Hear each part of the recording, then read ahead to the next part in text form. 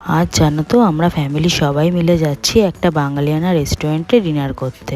আমাদের জানো তো বেড়াতে বেড়াতে অনেকটাই লেট হয়ে গেছিল। আমাদের ওই বেরানোর কথা ছিল 8টা থেকে 8:30 নাগাদ, কিন্তু আমরা সেই বেরিয়েছিলাম 9টারও পরে। তো যাই হোক, সেরকম কোনো প্রবলেম আমাদের হয়নি, কারণ কি সেদিনকার সানডে ছিল আর রাস্তাঘাট খুবই ফাঁকা ছিল, খুব একটা ভিড় ছিল না, তাই অনেকটাই তাড়াতাড়ি আমরা পৌঁছে গেছিলাম। আর আমরা জানো তো গেছিলাম ওই হাতিবাগানের দিকে। তো যাই হোক, দেখো প্রথমেই আমরা গিয়ে আমরা থালি অর্ডার করেছিলাম।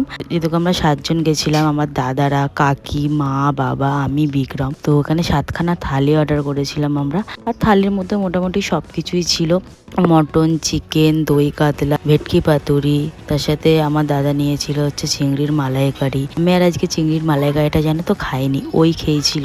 আর তারপর মাটন ছিল, ডাল ছিল, আলু পোস্ত ছিল, ঝুরি আলু ভাজা ছিল এখানে। আর এটা দেখো ভেটকি পাতুরি, ভেটকি পাতুরিটা খেতে না দারুণ ছিল। তো যাই হোক, আর মটনটাও ভালো ছিল। আমি আজকে মটন খাইনি, আমি চিকেনই খেয়েছি।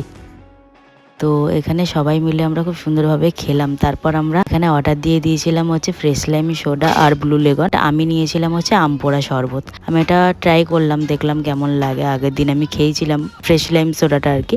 তো ওটা খেলাম, খেয়ে দিয়ে আমাদের খাওয়া দাওয়া এখান দিয়ে কমপ্লিট করতে করতে ওই 11টার মতন বেজে গেছিলো। আর তোমাদের এই ভিডিওটা কেমন লাগলো জানিও। দেখা হচ্ছে নেক্সট একটা ভিডিওতে। বাই।